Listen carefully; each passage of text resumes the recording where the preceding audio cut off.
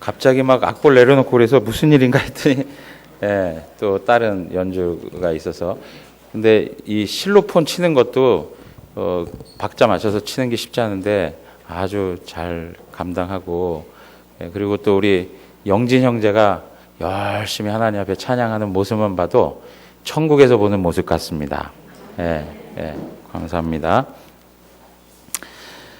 오늘 말씀 보는데요, 우리가 이제 2018년도 한 달을 남겨두고 있습니다. 그러한 시점에 우리가 지난주에 말씀을 봤던 것처럼 하나님 앞에 감사하는 내용들이 무엇이 있는지를 좀 잘 살펴보는 기회가 됐으면 좋겠어요. 지난 한 해를 돌아보면서 하나님 앞에 감사한 내용들, 하나님이 주신 은혜가 상당히 많이 있습니다. 근데 우리가 그것을 생각하지 아니하고 잠시 돌아보지 못해서 그걸 잘 알지 못하고 살아갈 때가 많은 것 같아요.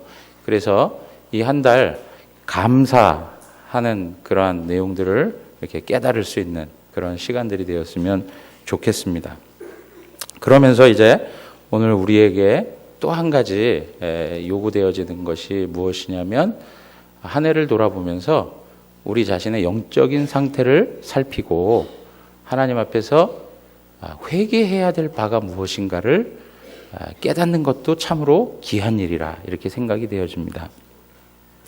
여러분, 우리가 이제 신앙에 어떤 물음을 가지고 살아갈 때가 많은데요, 어떤 생각을 하냐면, 어떤 사람이 어려움을 당하거나 어떤 사건 사고를 당하게 되면 무슨 생각을 하냐면, 저 사람은 죄가 많아서 저런 일을 경험하나 보다 라고 하는 생각을 할 때가 있는 거예요.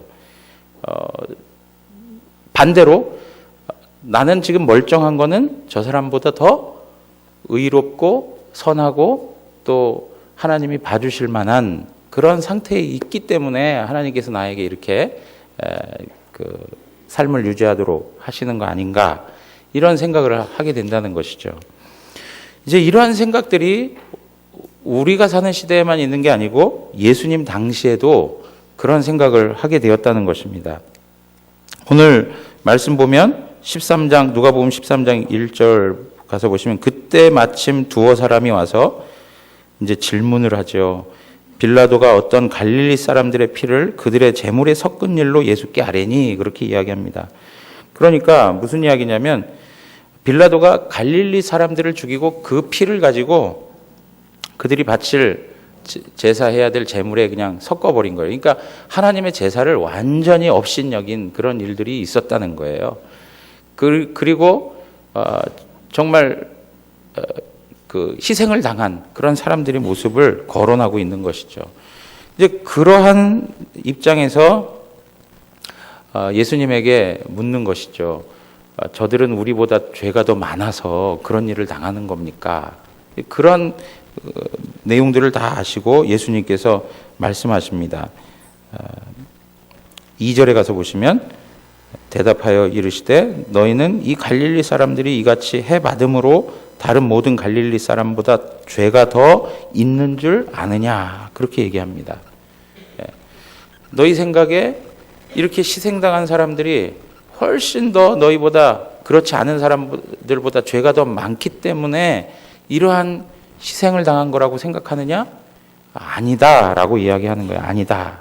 그러면서 회개하지 아니하면 너희도 이와 같이 망하게 된다 라고 얘기합니다. 그러면서 예수님은 또 한 가지 예를 드시는 거죠. 실로암에서 망대가 무너져 치어 죽은 18사람이 있다는 거예요. 공사를 진행하던 인부들이 18명의 사람이 한꺼번에 죽은 사건이었습니다. 그러니까 그 당시에 그 지역에 있는 사람들은 그 사건 사고에 대해서 익히 알고 있을 정도로 유명한 사건인 거죠. 자, 여러분 보시죠. 우리 대한민국 사람들 웬만하면 다 무슨 사건을 알고 있습니까? 2014년도인가요? 예? 세월호. 그죠? 우리 그냥 세월호 그러면 그 사건이 뭐다라고 알고 있는 거예요. 마찬가지로 지금 예수님 당시에도 18명이 그 망대에서 사고가 생겨서 목숨을 잃은 이러한 사건을 놓고 예수님께서 그걸 예를 들어서 말씀하시는 거예요. 그러면서 뭐라고 얘기합니까?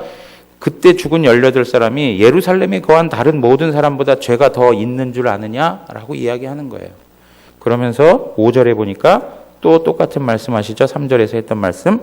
너희에게 이르노니 아니라 너희도 만일 회개하지 아니하면 다 이와 같이 망하리라. 그렇게 얘기합니다.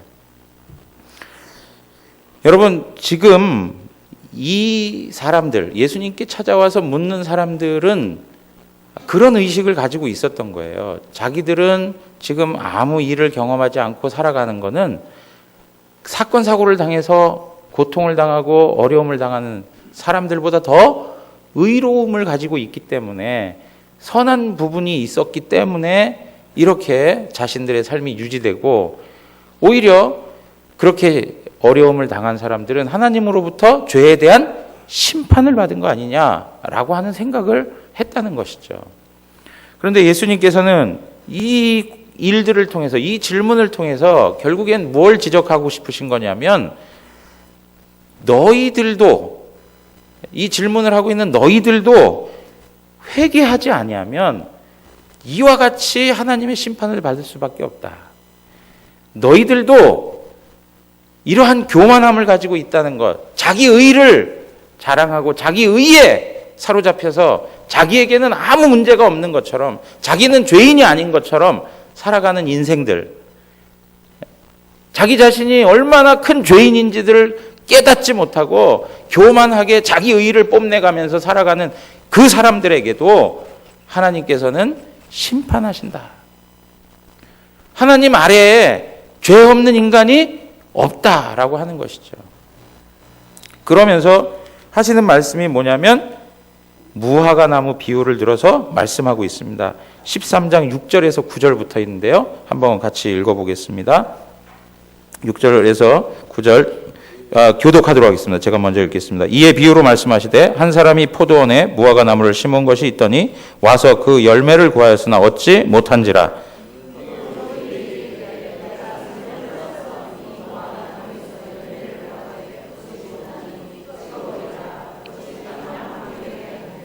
대답하여 이르되 주인이여 금년에도 그대로 두소서. 내가 두루 파고 거름을 주리니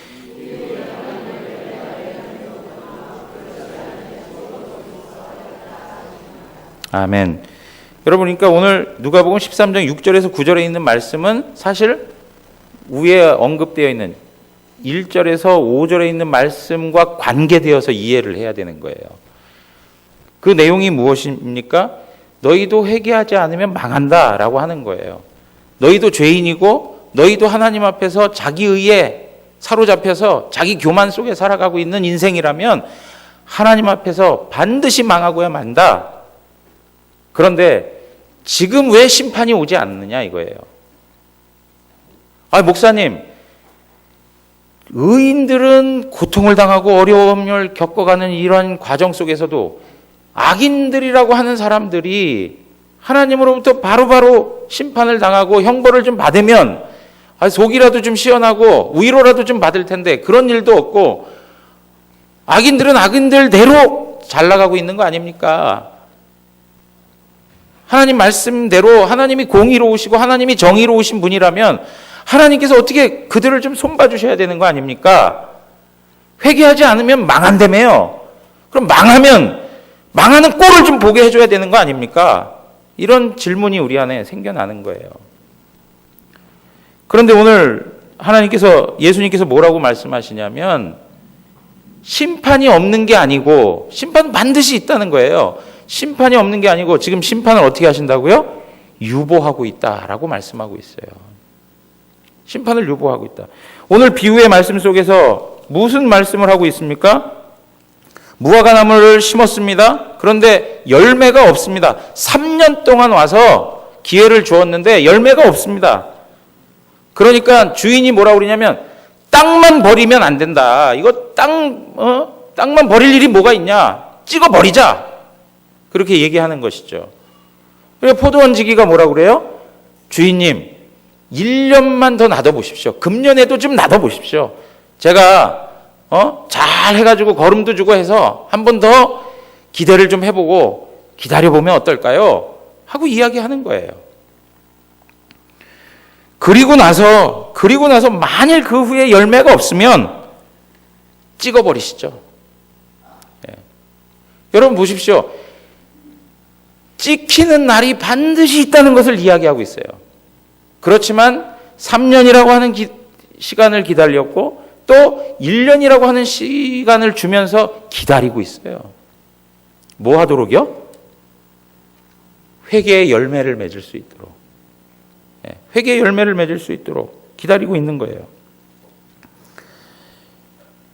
우리 하나님께서는 이러한 부분에 있어서 손해를 보시는 분이 아님을 우리에게 말씀해 주고 있는 것입니다.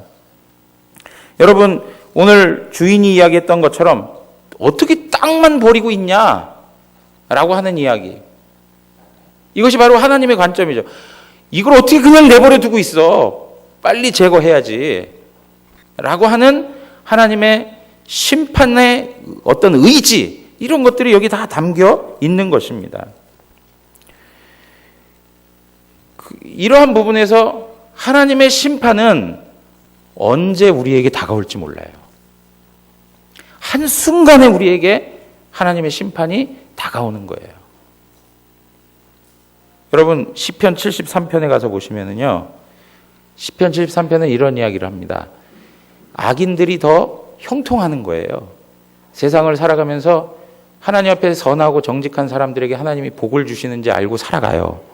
그런데 현실적 삶을 이렇게 잘 보니까 의인들은 고통을 당하고 악인들이 오히려 득세하고 악인들이 더 잘 되는 거예요. 이제 그러한 고민을 가지고 있는 시편이, 저자가 고백하는 중에 비로소 왜 내가 의인으로 살아가야 되는지, 하나님의 공의가 언제 일어나는지에 대해서 깨닫게 됩니다. 그러면서 여호와의 성소에 들어갈 때에 하나님의 의로우심을 보았다, 그렇게 얘기해요. 그러면서 18절 19절에 이렇게 얘기하는 것입니다. 우리 한번 다 같이 읽어보겠습니다.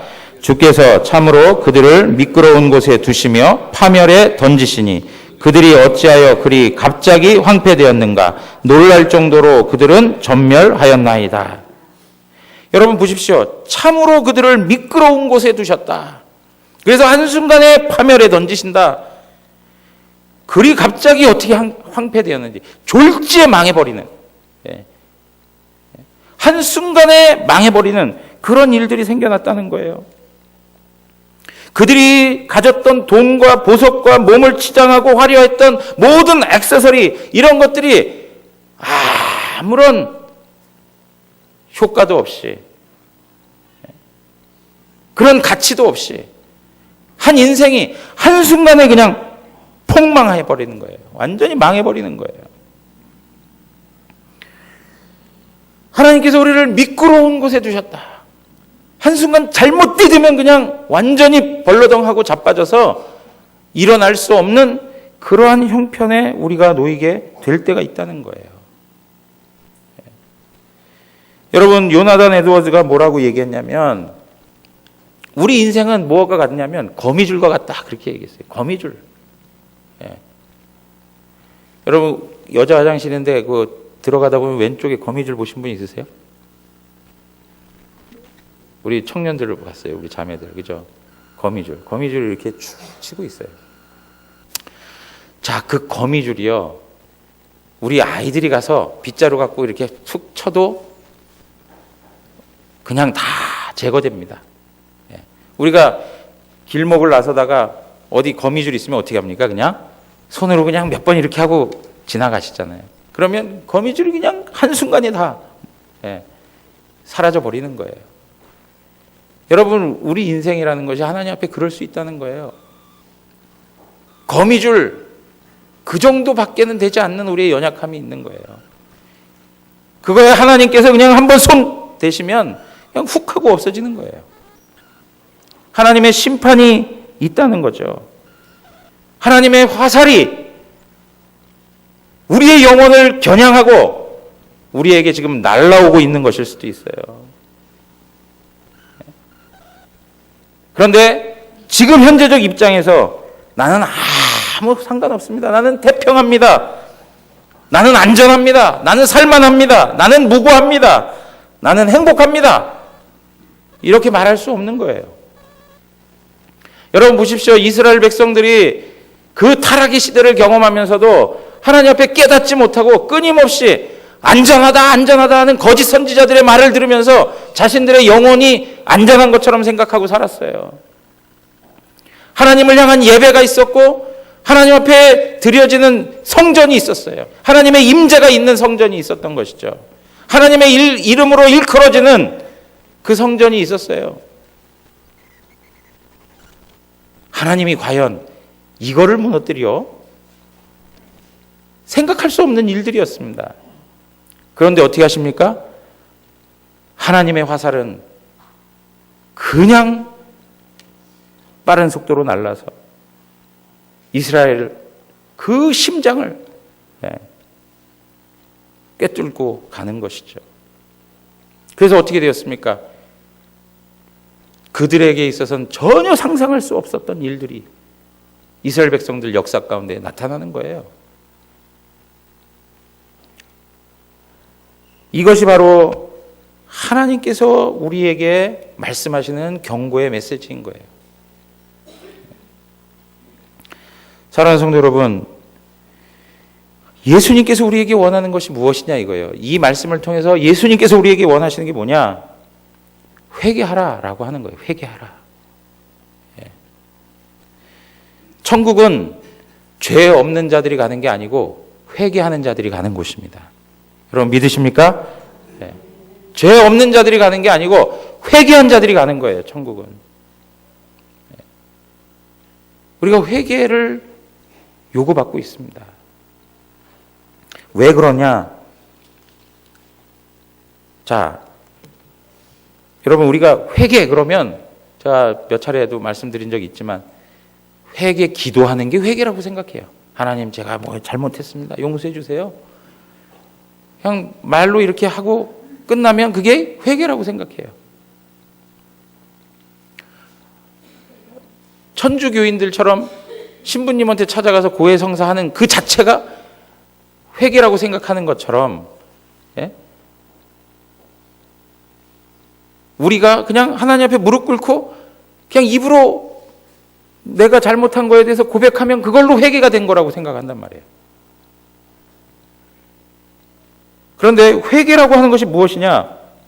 진정한 회개가 무엇이냐라고 하는 것을 성경 우리에게 잘 안내해 주는데요. 특별히 믿음의 선진들이 만들었던 하이델베르그 유리문답에서는 이렇게 표현하고 있어요. 옛사람이 죽고 새 사람이 사는 것이 회개다. 옛사람이 죽고 새 사람이 사는 것이다. 여러분 한번 따라서 해보겠습니다. 회개란 옛사람이 죽고 새 사람이 사는 것이다.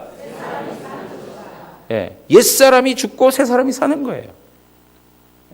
그냥 말로만 기도하는 걸 통해서 회개가 되는 게 아니고 우리의 심령의 옛사람은 죽어버리고 새 사람이 살아나는 것. 그래서 완전히 180도 돌이키는 것이 바로 회개예요.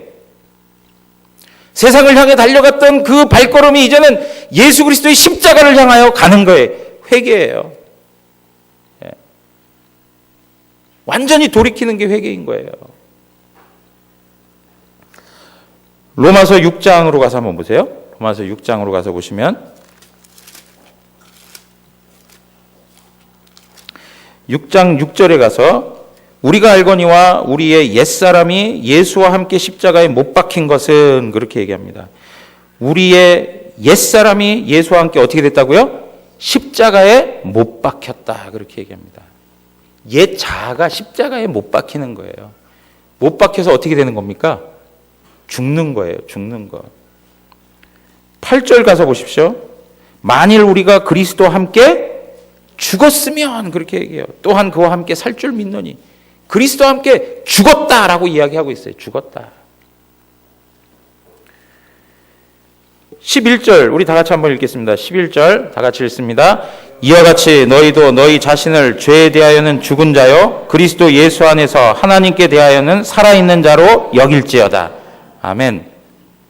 죄에 대하여서 죽은 거예요. 십자가에서 단단히 못 박힌 거예요. 우리의 옛 자아는 끊임없이 죄에 대해서 손을 뻗어요. 죄가 다가오면, 유혹이 다가오면 거기에 쉽게 반응해요. 얼마나 민감하고 얼마나 예민한지 그냥 거기에 그냥 그대로 자기 자신을 맡겨버려요. 근데 그 자가 십자가에서 죽었다는 거죠. 죽었으니까 아무리 유혹한들 반응이 있습니까? 없습니까? 반응이 있어요? 없어요? 없습니다. 죽은 사람의 특징, 반응이 있습니까? 없습니까? 반응 없습니다.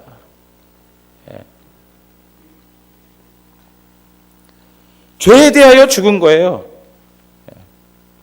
옛사람에 대하여 죽는 것이다. 그러면 보십시오. 옛사람의 모습이 어떤 건가 하고 성경이 우리에게 또 안내해 주는 부분이 있습니다. 골로새서 3장으로 가서 한번 보시면은 골로새 3장 5절에서 9절 말씀 한번 보겠습니다.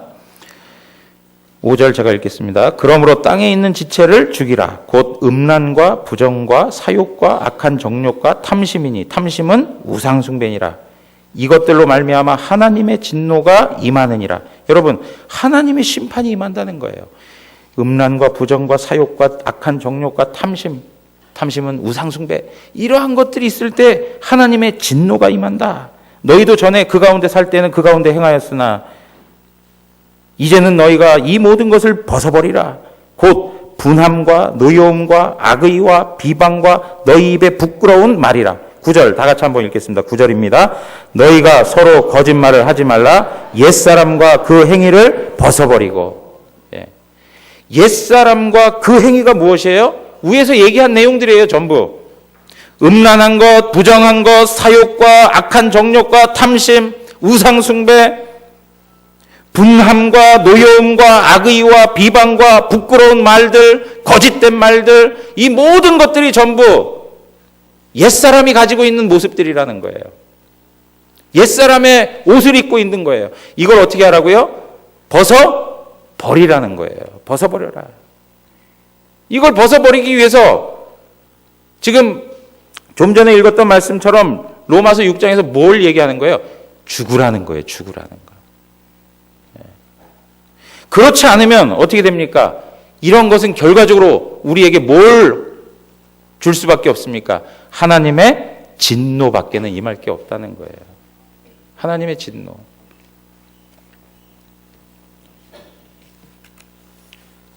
여러분, 이러한 부분에서 하나님께서는 우리에게 회개가 필요하다라고 말씀하고 있는 것입니다. 한번 생각해 보십시오. 소극적 측면에서 내가 과연 이러한 옛사람의 모습을 완전히 벗어버리고 사는가? 그렇게 살아가십니까? 목사님, 내가 이렇게 보니까 저는 회개할 필요가 없는 사람인 것 같습니다. 그런 생각이 느껴지십니까? 말씀을 읽어가면서 보면 볼수록 한 단어 한 단어를 깊이 묵상하면 묵상할수록 나는 죄인이구나 라고 하는 생각이 있어야 되는 거 아니에요? 그죠? 그 죄 가운데에서 계속 뒹굴고 있다가는 하나님의 심판과 저주를 받을 수밖에 없구나. 한순간 미끄러운데 넘어져서 졸지에 황폐되는 그러한 일들밖에 없겠구나. 예수님께서 우리에게 말씀하셨던 것처럼 너희도 이와 같이 회개하지 아니하면 망하리라 하시는 그 말씀을 들어야 되는 것이죠.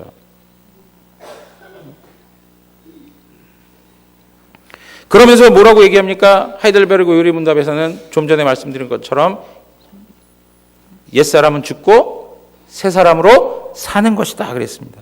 자, 골로새서 3장 그대로 보겠습니다. 12절부터 17절 있는 말씀 제가 또 읽어가겠습니다. 그러므로 너희는 하나님이 택하사 거룩하고 사랑받는 자처럼 긍휼과 자비와 겸손과 온유와 오래 참음을 옷 입고 누가 누구에게 불만이 있거든 서로 용납하여 피차 용서하되 주께서 너희를 용서하신 것 같이 너희도 그리하고 이 모든 것 위에 사랑을 더하라. 이는 온전하게 매는 띠니라.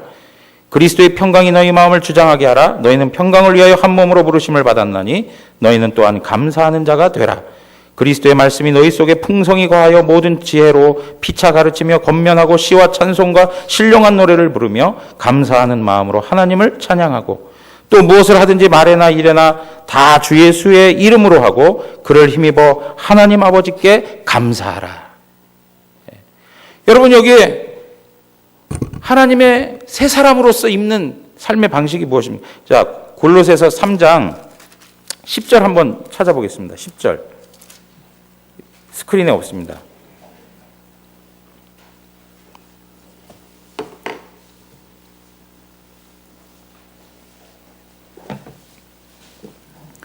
골로새서 3장 10절. 다 같이 읽겠습니다. 새 사람을 입었으니 이는 자기를 창조하신 이의 형상을 따라 지식에까지 새롭게 하심을 입은 자니라. 새 사람을 입었다 해놓고 그 새 사람의 내용이 무엇인가를 우리에게 12절부터 쭉 설명해 주고 있는 거예요. 아까는 옛사람에 대한 부분들을 설명했어요. 그죠? 옛사람의 이러한 모습들이 옛사람이다. 이런 걸 벗어버려라. 벗어버려라. 너희가 옷을 입고 있는데 옛사람의 옷을 벗어버려라. 그리고 뭘 입으라고요? 새 사람의 옷을 입어라. 그렇게 얘기해요. 새 사람의 옷. 그게 무엇이라고요? 국률과 자비와 겸손과 온유와 오래 참음을 옷 입고 서로 용서하고 사랑을 더하고 감사하는 자가 되어서 모든 일에 주 예수 그리스도의 이름으로 하고 시와 찬미와 신령한 노래를 하면서 하나님 앞에 예배자다운 삶을 살아라 라고 하는 거예요. 여러분, 이러한 기준에 놓고 볼 때 우리가 회개할 것이 없다라고 얘기할 수 있겠습니까? 저희 이런 말씀들을 대하면서 소극적 측면에서 벗어버려야 될 모습만 봐도 내 안에 그게 가득하고 적극적 측면에서 하나님 앞에서 취해야 될 바를 취하지 못하는 나의 모습을 봐도 하나님 앞에 죄인일 수밖에 없는 거예요.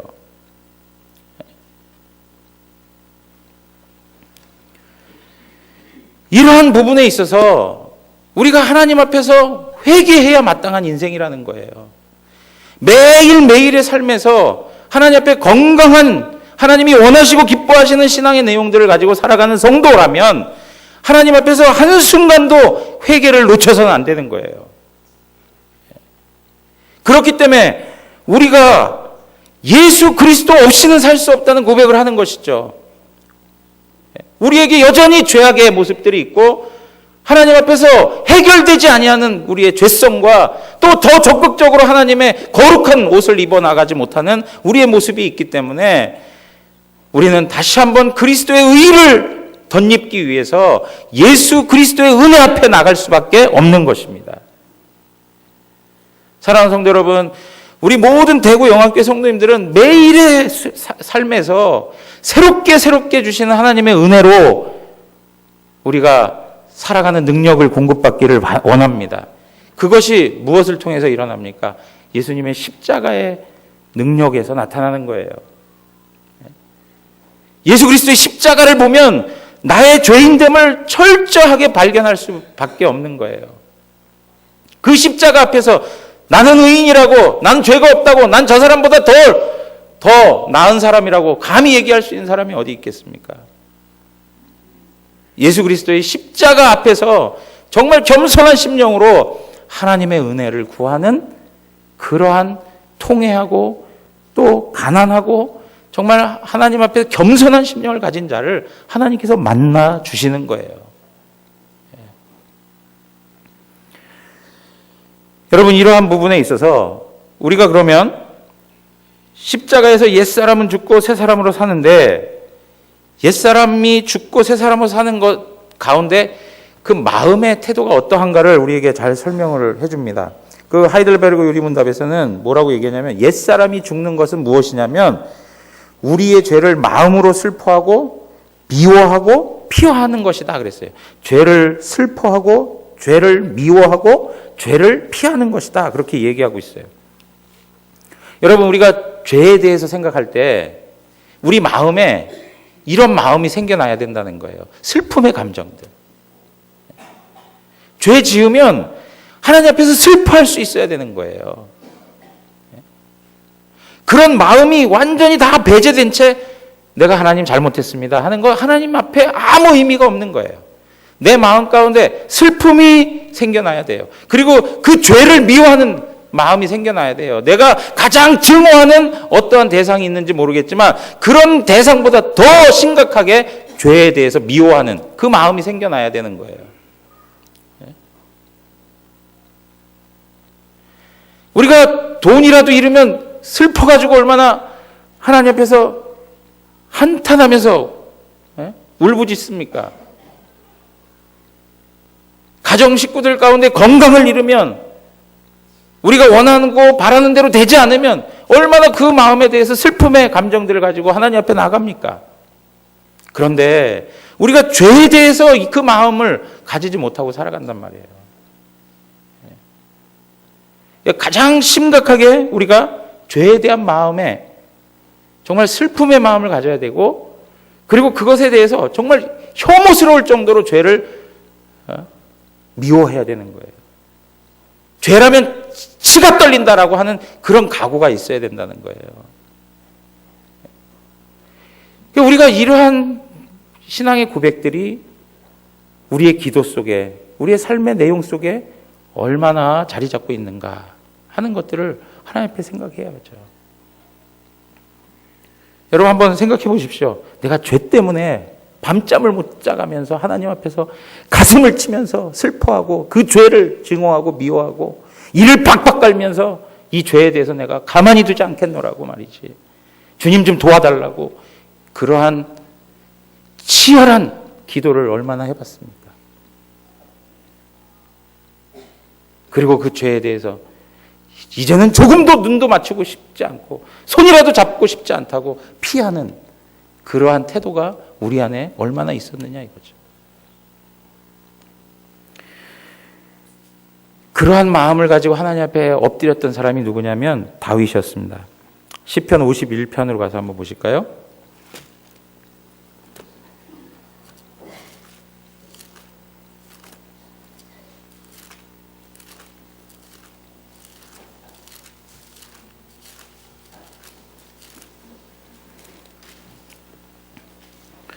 (51편) 17절입니다. 한 목소리로 다 같이 한번 읽겠습니다. 하나님께서 구하시는 제사는 상한 심령이라. 하나님이여 상하고 통회하는 마음을 주께서 멸시하지 아니하시리이다. 아멘.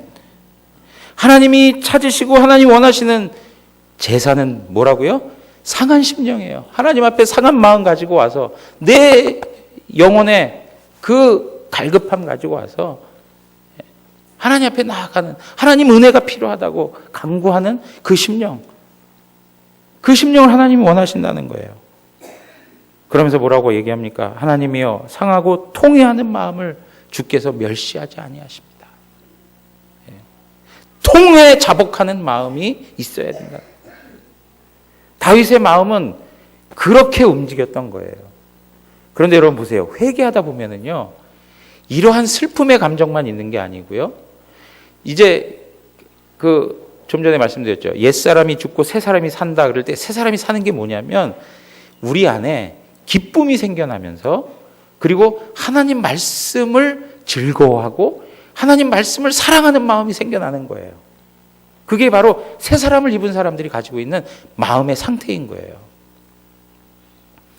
그래서 우리가 회개를 하다 보면 우리 마음 가운데 슬픔이 생겨나고 죄에 대한 미움이 생겨나지만 그에게 찾아오셔서 은혜를 주시는 그 하나님에 대하여 어마어마한 기쁨과 감사가 생겨나요. 그래서 한번 보십시오. 10편 51장 8절 한번 보세요. 8절 다 같이 한번 읽겠습니다. 내게 즐겁고 기쁜 소리를 들려주시사 주께서 꺾으신 뼈들도 즐거워하게 하소서. 12절입니다. 12절 다 같이 읽겠습니다. 주의 구원의 즐거움을 내게 회복시켜 주시고 자원하는 심령을 주사 나를 붙드소서. 14절 15절입니다. 하나님이여 나의 구원의 하나님이여 피 흘린 죄에서 나를 건지소서. 내 혀가 주의 의를 높이 노래하리이다. 주여 내 입술을 열어 주소서. 내 입이 주를 찬송하여 전파하리이다. 아멘. 그렇게 하나님 앞에서 기쁨을 회복하는 다윗의 심정을 우리 보지 않습니까? 여러분, 회개하면요, 그게 고통스러운 시간만이 아니고 거기에 하나님의 풍성한 은혜가 임하고요, 거기에 하나님 긍휼이 임하고요, 하나님께서 우리를 품으시는 은혜를 경험하기 때문에 거기에 죄사함을 받는 자들의 자유와 기쁨과 감사가 있다는 거예요. 네? 그래서 어떻게 합니까? 하나님 말씀이 즐거워져요. 하나님 말씀을 사랑해요. 하나님의 일들을 감당하고 하나님 앞에서 하나님이 말씀하시는 모든 것에 대하여서 거리낌 없이 그 말씀을 그냥 받아들이는 거예요. 그리고 어떻습니까? 지식에까지 새롭게 되어 하나님의 형상의 아름다운 모습까지 회복되어져 가는 것입니다. 사랑하는 성도 여러분, 하나님 앞에서 회개하는 것만이 살 일입니다. 그런데요, 우리가 회개할 때 보면 어떤 경우에 그냥 다른 사람들 때문에 회개의 자세를 갖출 때가 있어요. 우리가 죄를 지은 건 누구에게 죄 지은 겁니까? 네? 하나님께 죄를 지은 거예요. 내가 다른 사람에게 죄를 지은 거기도 하지만 근본적으로는 누구에게 죄 지은 거예요? 하나님께 죄 지은 거예요. 여러분, 시편 51편 그대로 열어두시면 4절 한번 보세요. 4절. 4절에 보면 내가 주께만 범죄하여 주의 목전에 악을 행하여 싸우니, 그렇게 얘기해요. 내가 주께만 범죄하였다라고 하는 것은 내가 하나님 앞에만 범죄했고 다른 사람한테는 범죄하지 않았습니다, 그 얘기를 하는 게 아니고요. 다른 사람에게도 범죄했지만 이 범죄는 근본적으로 누구에게 한 거라는 거예요? 하나님께 범죄한 거라는 거예요. 그러니까 다윗의 시선은 누구에게 가 있습니까? 하나님께 가 있는 거예요. 자기의 이 잘못이 하나님께 가 있기 때문에 이 문제 해결도, 이 회개도 누구 앞에서 하는 거예요? 하나님 앞에서 하는 거예요. 그런데 다른 많은 경우에 있어서 보면 이런 회개의 내용들을 하나님 앞에서 철저히 하지 아니하고 그냥 인간적인 방편 안에서만 회개하는 그런 모습들이 있단 말이에요. 그 대표적인 예가 누구냐면 사울이에요. 사울. 말씀 성경 찾아보지 않겠지만 지난주에 우리가 한번 말씀을 보면서 그런 말씀 드렸어요. 아말렉과의 전투에서 모든 것들을 다 죽여버려라. 그런데 사울이 어떻게 했습니까? 좋은 그런 짐승들이라든가 이런 건 다 살려뒀어요. 그리고 사무엘이 와가지고 도대체 이게 뭐 한 겁니까, 왕이? 하나님 말씀대로 다 죽여버렸어야 되는 거 아닙니까? 그랬더니 하는 말이 여호와께 제사 드리기 위해서 좋은 것들만 좀 남겨놨습니다. 변명하는 거예요. 그래서 나온 이야기가 뭐라고요? 제사보다 순종이 낫다는 거예요. 순종이 낫다. 그리고 나서 사무엘이 사울을 막 책망을 합니다. 그럴 때 사무엘이 죄송합니다 그러면서 뭐라고 얘기하냐면 그래도 나를 위해서 당신이 같이 제사를 드려 주십시오 그래요.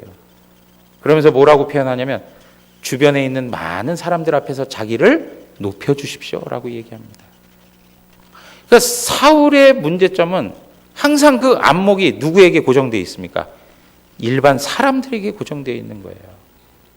하나님 앞에서 득죄하고 하나님 앞에서 회개하고 하나님 앞에서 살아가야 되는 그 인생이었음에도 불구하고 그렇게 살지 못하고 어떻게 해요? 사람들의 이목에 따라 사는 거예요.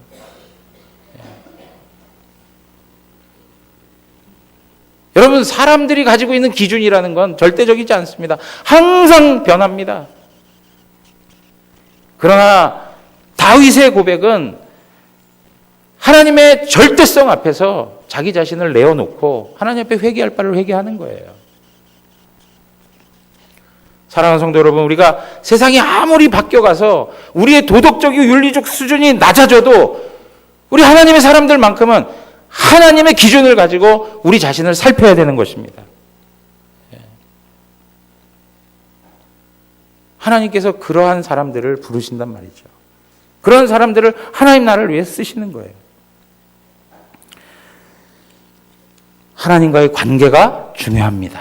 하나님과의 관계가 중요합니다.